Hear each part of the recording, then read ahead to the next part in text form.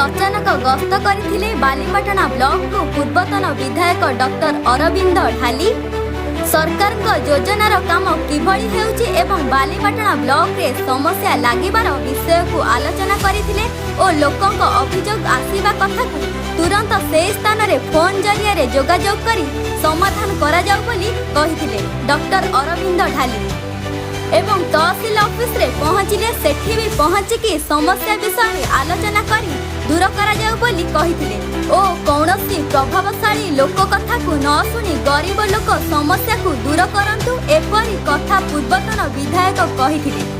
बालीपाटना block रो सरपंच और ward member और गणमाध्यम सामने ब्लॉक वीडियो और तहसीलदार को ताकीद करथिले। कौन काम दाम कौन चली से गुड़ाक देखा सरकार योजना ठीक ठाक हो कि ना, लोक ठीक सुविधा पाँच कि ना, जो लोकंर असुविधा हम केमी समाधान हम ये सब विषय एवं घर घर तिरंगा पताका केमी समस्त घरे जाकि पहुँचो घर उपर उड़ब तिरंगा पताका केते पताका वीडियो देवे से विषय आलोचना है। वीडियो कहले 19,200 पताका आम देवु।